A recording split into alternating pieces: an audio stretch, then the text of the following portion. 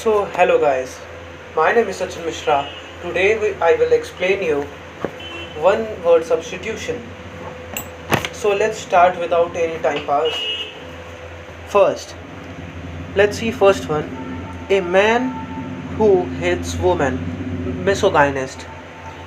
जो व्यक्ति चाहे जो बंदा एक औरत से मतलब किसी औरत से हमेशा हेट करे उसे हम लोग मिसोगाइनिस्ट कहते हैं. मिसोगाइनिस्ट वुमेन हेटर होता है बेसिकली. और सेकेंड वन, ए थिंग और food which is not fresh. एक कोई सामान चाहे कोई फूड जो कि फ्रेश ना हो उसे हम लोग स्टेल कहते हैं. जैसे एग्जांपल में ले लीजिए, stale air, stale food, stale joke.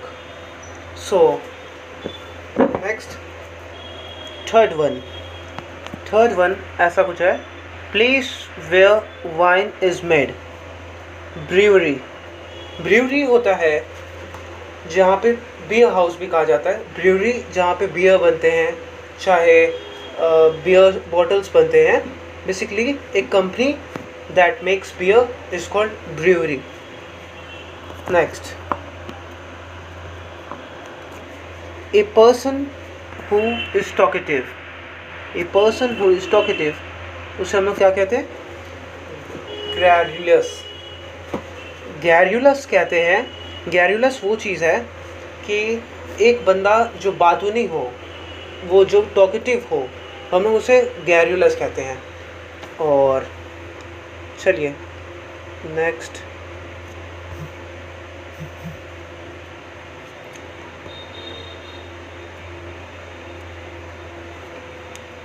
Murder of A brother means एक भाई ने दूसरे भाई का कत्ल कर दिया, उसकी हत्या कर दी. उसे फैक्ट्रीसाइड कहते हैं. फैक्ट्रीसाइड. सो फैक्ट्रीसाइड हो गया आपका कि एक बंदे ने अपने भाई का कत्ल कर दिया, उसे हम लोग फैक्ट्रीसाइड कहते हैं.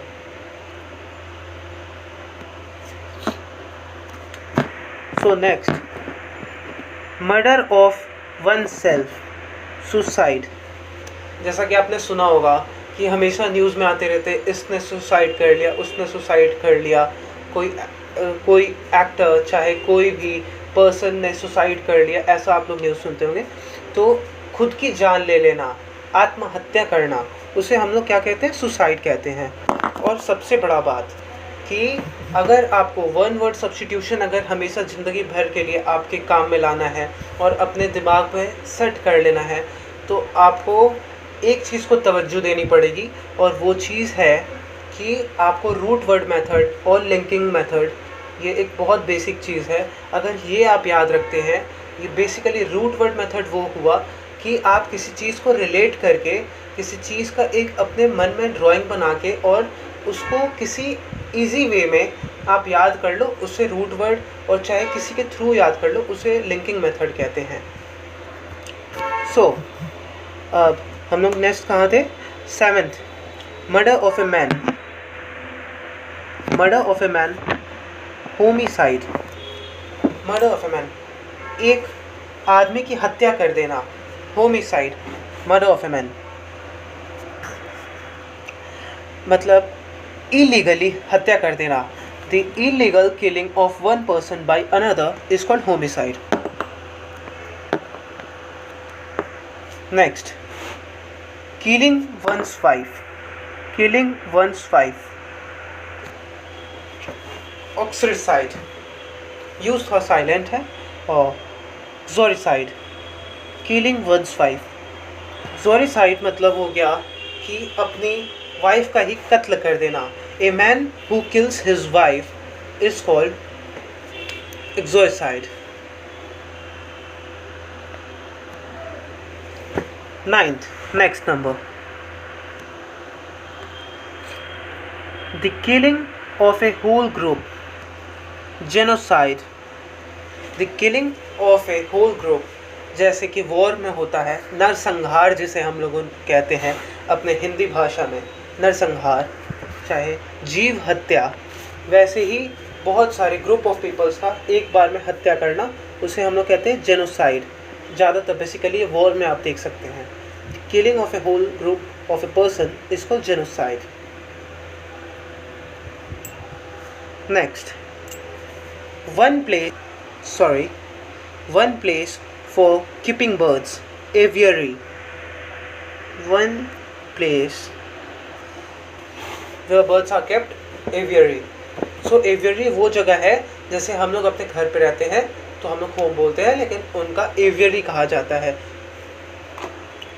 और जू वहाँ वो कहा जाता है जहाँ पे बहुत सारे अलग अलग आपको प्रजाति के जानवर जीव जंतु नज़र आएंगे, वहाँ पे जू कहा जाता है।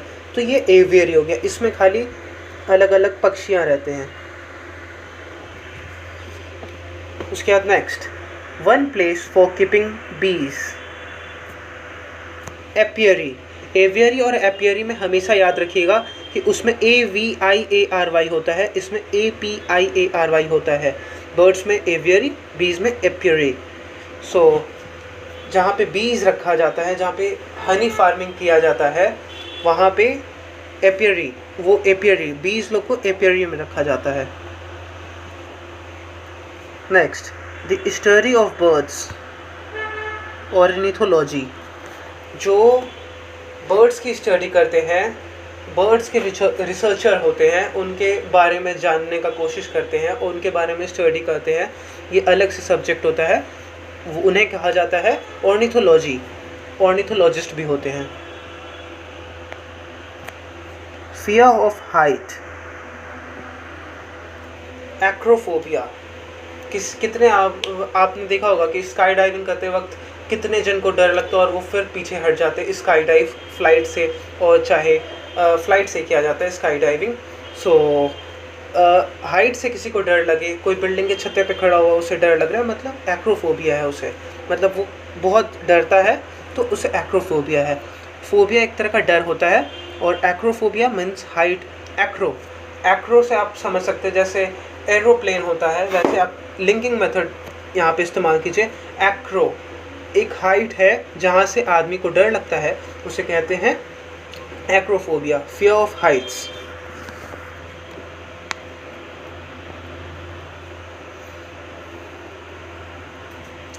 So next,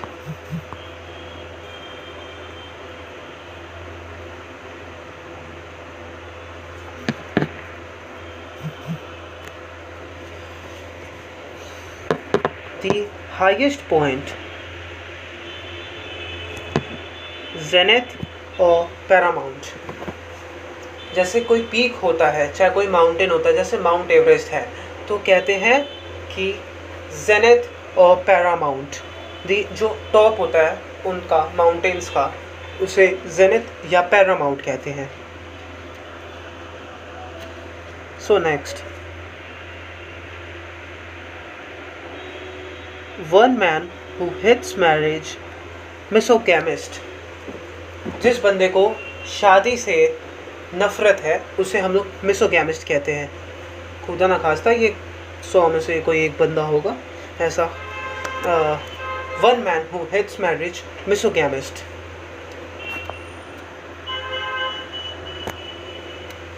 next, a cure for all disease, Panacea.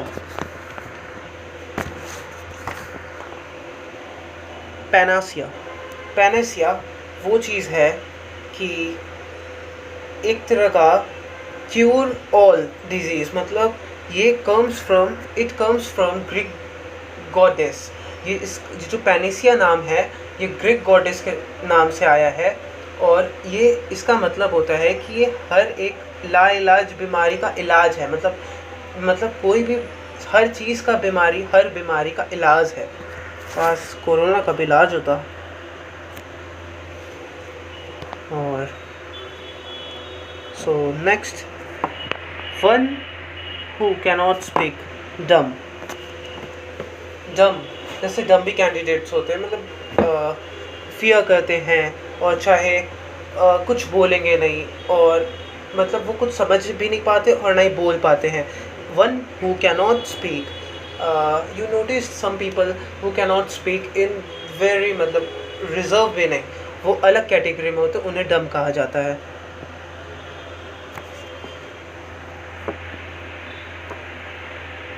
Next, to free a person by a verdict और नो गिल्टी, एक्वाइट। एक्वाइट का बेसिकली मीन्स ये मतलब हुआ कि एक एग्जाम्पल अगर लूँ तो the jury acquitted her murder, मतलब निर्दोष। ज्यूरी वो हुआ कि जज, मतलब एक कोर्ट में उसे निर्दोष साबित कर दिया गया, वो होता है acquit. Next, a person who where gambling is practiced, sorry, my mistake, a place where gambling is practiced, ये कसिनो कहा जाता है। कसिनो बेसिकली आप सुना होगा कि गोवा में, इंडिया में सिर्फ गोवा एक जगह है जहाँ पे लीगल है कैसीनो। मैं प्रमोट नहीं कर रहा, लेकिन तब भी मैं बता रहा हूँ एक एग्जांपल के लिए। तो वो कसिनो वो जगह हुआ जहाँ पे गैम्बलिंग किया जाता है। गैम्बलिंग ऐसे इलीगल है इंडिया में, लेकिन गोवा में लीगल है। सो कसिनो, वहाँ पे कसिनो, वहाँ पे कुछ लोग पैसे लगाते हैं और उसके बाद से फिर एक गेम खेला जाता है, जो जीता उसके सारे पैसे, और एक कार्ड्स की गेम, और अलग अलग बॉल से और अलग अलग तरीके से खेला जाता है। आप क्रूज शिप पे भी अगर कभी जाओगे तो आप देखोगे कसिनो वहाँ पे भी होते हैं। Next, one who eats human flesh, cannibal. So यहाँ पे आके बात हो रहा है कि कोई व्यक्ति जो इंसानी मांस खाता हो, इंसानी मांस को आहार अपना बना के खाता हो, उसे कैनिबल कहते हैं, cannibal. So cannibal, man eater भी कह सकते हैं हम लोग। A human being who eats human flesh is called cannibal. Next, something that causes death, fatal. जैसे आपने ये बहुत सुना होगा कि फैटल एक्सीडेंट, न्यूज़पेपर में आपने देखा होगा, इंग्लिश न्यूज़पेपर, जैसे कि he was cured in fatal death. जैसे आपने सुना होगा कि फैटल डेथ एक्सीडेंटल डेथ को कहा जाता है, आपने न्यूज़पेपर में सुना होगा इसे।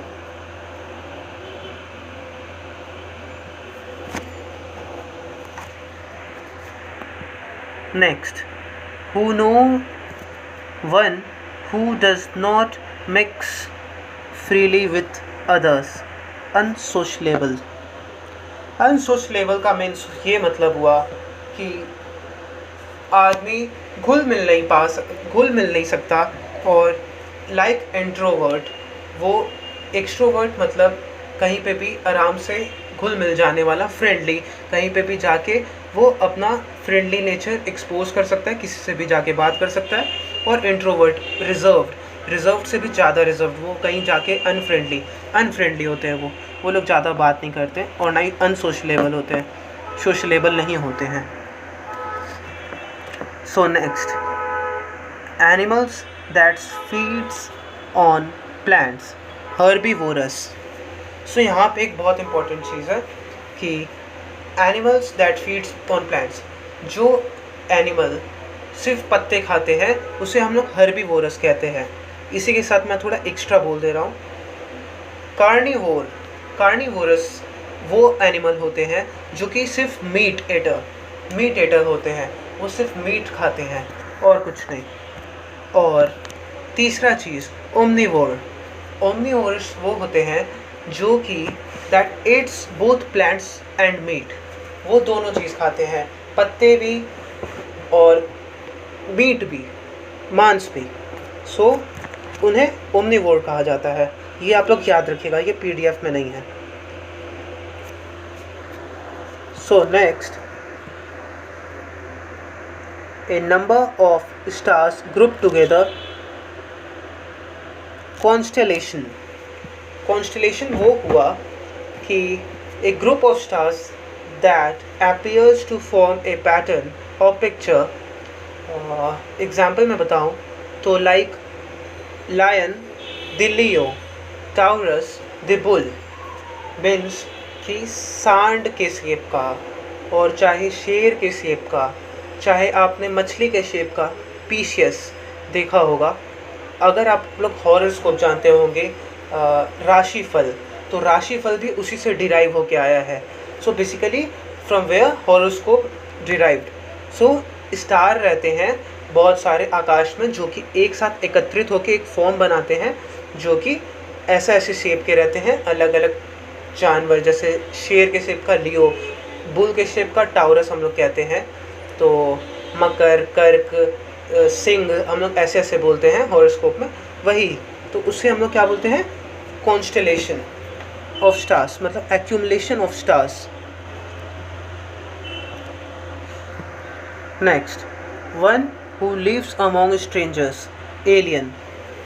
ये तो आप कॉमन सेंस है कि once who live among strangers. अब हम लोग के सामने हम लोग जानते हैं कि एलियन एक बहुत बड़ा स्ट्रेंजर चीज़ है जो कि आज तक कभी खुलासा भी नहीं हो पाया, और आज तक मतलब हम लोग से अनभिज्ञ है, हम लोग अनभिज्ञ है उससे, तो उन्हें एलियन कहा जाता है।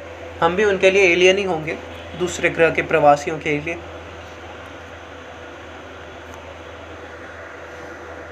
Next, to secure a boat by attaching it and another, उसे कहते हैं मूर। सो मूर हो गया a wide open area of high land that is covered with grass. ये भी इसका मतलब होता है। और एक चीज़ होता है, जैसे कि अगर सेंटेंस के हिसाब से बताऊं तो मूर का मतलब यहाँ पे है कि एक मोटा तार, जिससे कि बांधने में ज़मीन पर बोट को आसानी होता है। एक पिलर में जैसे बांधने में, मोटा तार से बांधने में आसानी होता है, उसे हम लोग मूर कहते हैं। और इसका दूसरा मीनिंग भी है कि एक बहुत बड़ा ग्रास से भरा हुआ एक लैंड जो कि बहुत बड़ा है, जैसे ग्रीन लैंड, चाहे बहुत बड़ा लैंड जो कि बंजर और घास से भी भरा हुआ है, दोनों ही टाइम में कहा जाता है। तो वो पूरा खाली है, मतलब एकदम खाली, जहाँ पे दूर दूर तक कोई बसिंदा ना हो, उसे भी मूर कहा जाता है। जैसे एग्जांपल में ले लूँ, we walked across the moors. जैसे आप लोगों ने देखा होगा डिस्कवरी पे बेयर ग्रिल्स जाते हैं एडवेंचर, तो वैसे ही एडवेंचरस है वो काफ़ी। तो वैसे ही मूर का मतलब हो गया कि आप लोग दोनों मतलब लिख लीजिएगा, नोटेड डाउन, जॉटेड डाउन कर लीजिएगा, जिससे कि आप लोग को आसानी हो। So we will proceeding next.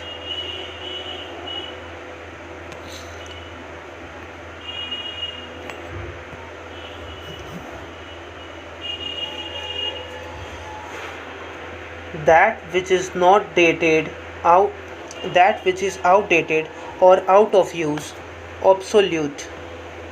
Obsolete का मतलब हो गया कि जो चीज़ आउटडेटेड है। obsolete means कि आउटडेटेड चीज़, जैसे कि अब हम लोग के यूज़ में नहीं रहा। जैसे कि अब एंड्रॉयड के ज़माने में और आईफोन्स के ज़माने में एप्पल जैसे फ़ोन है और सैमसंग जैसे फ़ोन है, अभी के नए लॉन्च के सामने वो जो पुराने नोकिया का मिलता था फ़ोन, वो अब नहीं चलता, आउटडेटेड। वैसे बल्कि वो बहुत ज़्यादा मजबूत था, बट तब भी अब यही चलता है। सो न्यू मॉडर्न ज़माना, तो इसके हिसाब से वो आउटडेटेड है। Next, a drug which produces sleep or torpor, narcotic. So narcotic वो चीज़ हो गया, a powerful illegal drug that affects your mind in a harmful way. एक ऐसा ड्रग जो कि आपके माथे पे, मतलब एक ब्रेन में ऐसा केमिकल का रिलीज़ करता है, ऐसा केमिकल रिलीज़ करता है, ऐसा केमिकल छोड़ता है, ऐसा तत्व छोड़ता है, जिससे कि आपको चक्कर आने लग जाता है और बहुत ख़राब इफ़ेक्ट आपके मस्तिष्क पे लाता है, आपके शरीर में लाता है, जो कि बहुत हार्मफुल होता है। तो कभी नहीं लेना चाहिए। और ड्रग अपने दवाई को भी कहते हैं।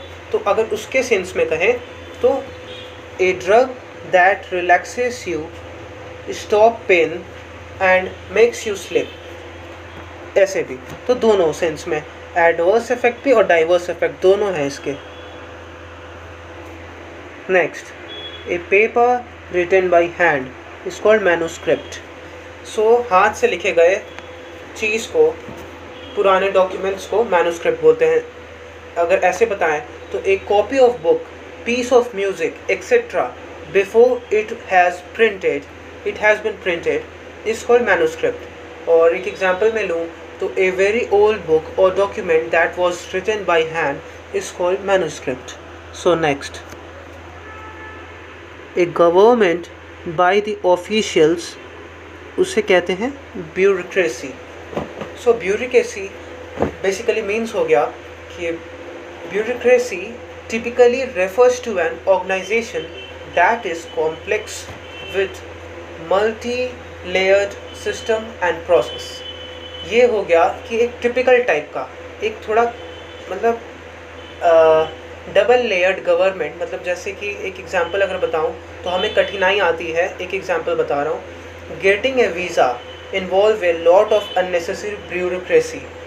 हम लोग को वीज़ा लेने के लिए आपका पासपोर्ट बन गया, लेकिन आपको अगर किसी देश में जाना है तो आपको वीज़ा लेना पड़ेगा तो उस देश का, तो आपको वीज़ा लेने में बड़ी कठिनाई होती है. जैसे कि इंडिया में वीज़ा लेने में बड़ी कठिनाई होती है. ऐसे होता नहीं है, लेकिन मैं एक एग्जांपल बता रहा हूँ.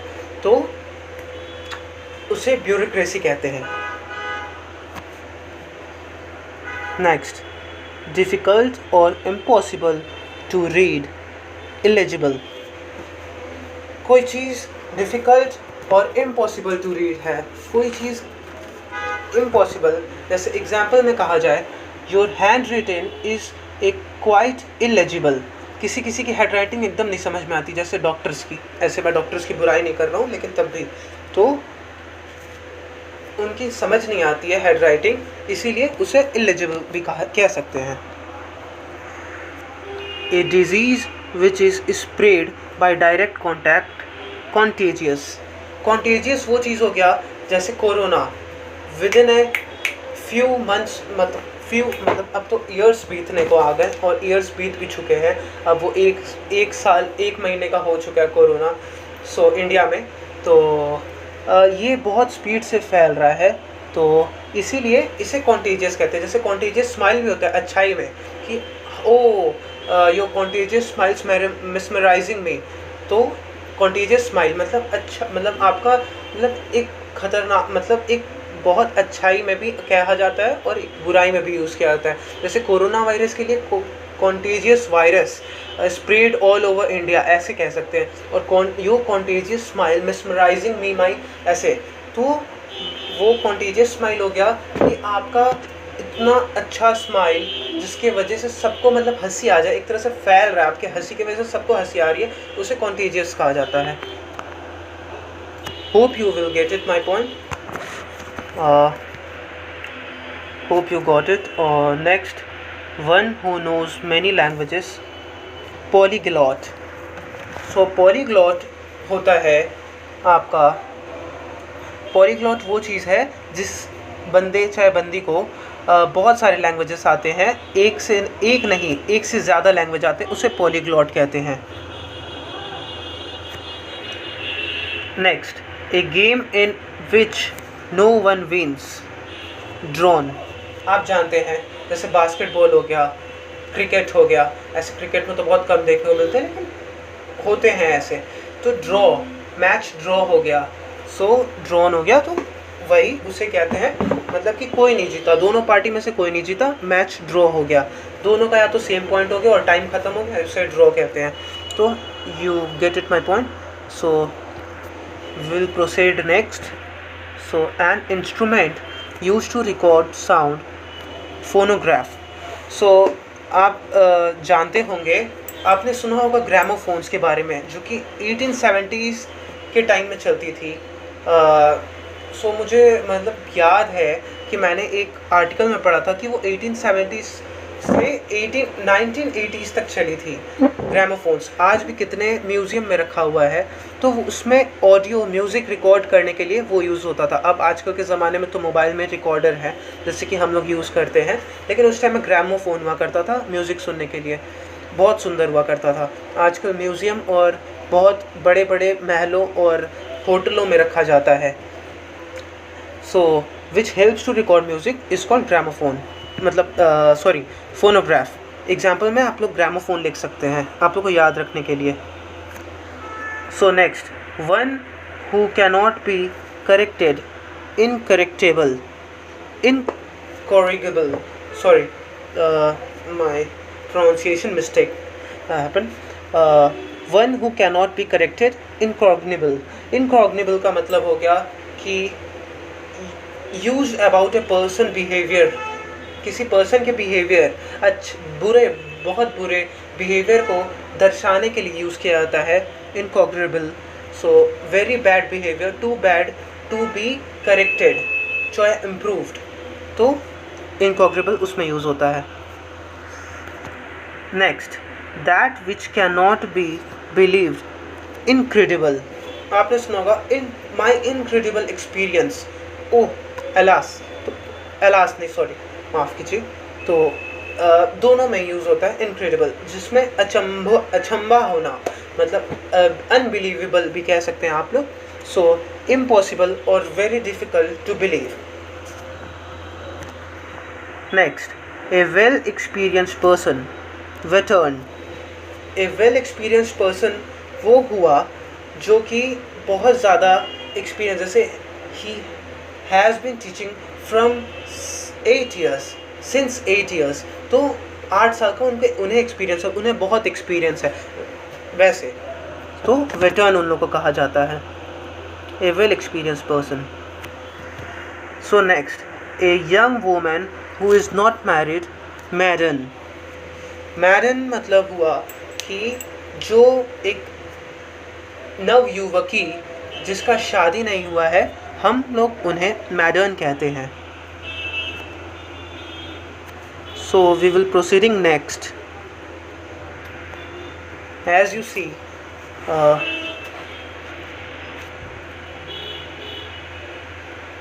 40 number.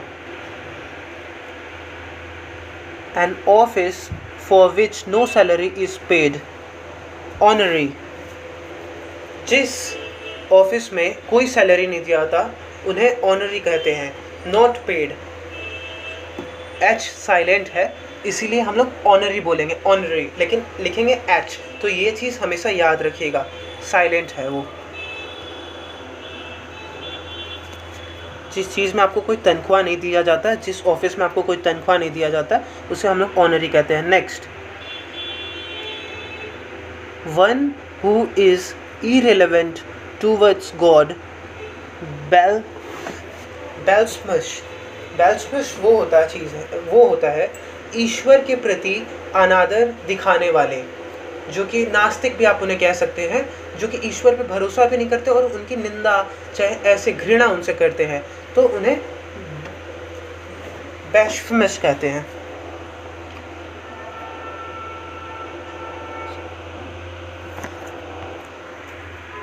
Next, so we proceed next one. One who does a thing for pleasure and not a profession, amateur. कोई ऐसा जो कि a person who takes part in a sport or an activity for pleasure, not for money as a job. कोई बंदा जो कि एक कुछ मज़े लेने के लिए, चाहे कुछ एक्साइटमेंट के लिए, कुछ देर के एक्साइटमेंट के लिए, चाहे कुछ देर के मज़े के लिए कोई चीज़ कर रहा है, उसे एमेच्योर, जैसे कोई स्पोर्ट्स खेल रहा है, कोई बास्केटबॉल खेल रहा है, चाहे कोई क्रिकेट खेल रहा है, तो वो कुछ देर के लिए खेल रहा है, वो उसका प्रोफेशन नहीं है, चाहे उसको उससे कोई पैसे नहीं मिलते हैं, तो उसे हम लोग एमेच्योर कहते हैं। So next, one who hates mankind, misanthropist. तो मिसएंथ्रोपिस्ट वो होते हैं जो कि ए पर्सन हु हेट्स और अवॉइड अदर पीपल, मीन्स एक एग्जांपल अगर बताऊं तो हेटर्स को कहते हैं मिसएंथ्रोपिस्ट। सो मिसएंथ्रोपिस्ट उसे कहते हैं जो कि हेट करते हैं, हेटर्स होते हैं basically. So next one, we move to next one and science of the races of mankind, ethnology। ethnology वो हुआ जो कि एक मानव जातियों का वैज्ञानिक अध्ययन करने वाले, ए ह्यूमन, आप कह सकते हैं कि एज ए ह्यूमन रिसर्चर वो लोग ढूंढते हैं कि जैसे वो अलग ही सब्जेक्ट होता है, वो लोग लेके पढ़ते हैं, तो हम लोग उसे एथनोलॉजी भी कहते हैं। तो एथनोलॉजी वो चीज़ हुआ जो कि मैनकाइंड कहाँ से आया, क्या हुआ, आदमी का मतलब आखिर जीवन कहाँ से स्टार्ट हुआ था, ये सब देखने वाले मतलब मानव जातियों के वैज्ञानिक वैज्ञानिक अध्ययन करने वाले को हम लोग एथनोलॉजी कहते हैं। So next one, subject to death, mortal. जैसे कि आप लोग सबको जानते हैं, we all are mortals. So हम लोग एक दिन मर जाएंगे, हम लोग कोई अमर नहीं रहने वाले, अमृत मतलब हम लोग को नहीं मिला है तो हम लोग अमर नहीं रहने वाले हैं। जैसा कि तो that can not live forever और they must die, so we are mortals. Example में हम लोग मॉर्टल हैं। मॉर्टल मतलब वो हुआ जो कि आजीवन नहीं रह सकते हैं, एक दिन ख़त्म, चाहे मरना है ही उन्हें। Next, one who pays rent to the landlord, tenant. आप लोग जानते हैं, आप लोग के पापा अगर बिल्डिंग बनाए हों, चाहे फ्लैट खरीदे हो और वो उसे यूज़ ना करके उसे भाड़े पे दे दिए, रेंट पे दे दिए, तो जो उसमें रहते हैं भाड़े पे लेके वो उन्हें हम लोग कहते हैं टेनेंट। सो ये आप लोग को तो पता ही है, कॉमन सेंस। उसके बाद last but not the least, a sweet dish served after the main meal, dessert. देखिए डेजर्ट, जो खाना खाने के बाद हम लोग कुछ मीठा लेते हैं। आप लोग अगर रेस्टोरेंट्स में जाते हो, चाहे क्लब्स में जाते हो, तो घर में भी कितने जन के कि खाना खाने के बाद कुछ मीठा, आप लोग एडवर्टाइज भी देखते होंगे चॉकलेट्स का, तो कुछ मीठा हो जाए ऐसे करके, तो ये एक लिंक मेथड है कि कुछ मीठा हो जाए, कैडबरी का। सो डेजर्ट, यहाँ पे DESSERT, डेजर्ट मतलब स्वीट डिश, लेकिन अगर मैं एक एस हटा दूँ तो ये हो जाएगा डेजर्ट, रेगिस्तान हो जाएगा। तो ये बात आपको हमेशा याद रखना है, डबल एस मतलब स्वीट डिश के लिए यूज़ हो रहा है और एक एस मतलब रेगिस्तान के लिए। So next one, one who is present everywhere, omni present, जैसे कि भगवान। तो present everywhere, omni present, present everywhere at the same time, जैसे सर्वव्यापी अगर हम लोग हिंदी में बोलें। भगवान जैसे भगवान को कहा जाता है कि सर्वव्यापी है, चाहे अल्लाह को कहा जाता है कि सर्वव्यापी है, वो हर जगह है। तो वैसे ही, तो एक एग्जांपल में लूँ तो ओमनी प्रेजेंस ऑफ गॉड, ऐसे हम लोग कह सकते हैं। You must jot it down in your copies, so you will remember each and every part that I can explain you. So next, one who is all power, omnipotent। omnipotent वो हुआ कि having total authority or skill to do everything, असीमित शक्ति omnipotent कहा जाता है। मैंने ऊपर में पढ़ाया था ओमनी प्रेजेंट, याद रखिएगा, और ये है ओमनीपोटेंट, असीमित शक्ति, बहुत ज़्यादा शक्ति है, तो उसे कहा जाता है, मतलब कि हम लोग इन्फिनिटी एक तरह से कह सकते हैं, बहुत ज़्यादा शक्ति है। A one who is all power, omnipotent, जैसे ओमनीपोटेंट गॉड, भगवान के पास बहुत शक्ति है, असीमित शक्ति, कोई कल्पना नहीं किया जा सकता। So next, last, today's last question is the custom of having many wives, polygamy। एक व्यक्ति जिसकी बहुत सारी बीवियां हों। जैसे कि अगर एक एग्जांपल लूँ, the customs of having more than one wife at the same time is called polygamy। So अगर एक और बताऊँ, अगर रियल फैक्ट, तो in India polygamy is illegal for every religion, but except Muslim और Islamic religion allowed for up to 4 wives. वो 4 बीवियाँ उनकी हो सकती है मुस्लिम में, इंडिया में, लेकिन और हर रिलीजन के लिए इलीगल है ये, और वो भी कुछ शर्तों पे उन्हें अलाउ किया जाता है, ऐसे नहीं कि कोई भी कर लेगा। तो चलिए आज के साथ इसके साथ हम लोग अपना क्लास संपन्न करते हैं। और मेरी एक रिक्वेस्ट है कि सब सेफ रहिए, कोरोना का टाइम चल रहा है, तो सब अपने अपना स्वास्थ्य का ख्याल रखते हुए घर से बाहर निकले और अपने परिवार का भी स्वास्थ्य का ख्याल रखें और बिना मास्क पहने ना निकले। और थैंक यू। अगर आज का क्लास अच्छा लगा तो comment below and like and subscribe. Please don't forget to like and subscribe. बहुत मेहनत किया है और डिफेंस बॉयज़ यही चाहता है कि आप लोग अपने परीक्षा में सफल हों और आपके माता पिता आप पर गर्व करें। Thank you.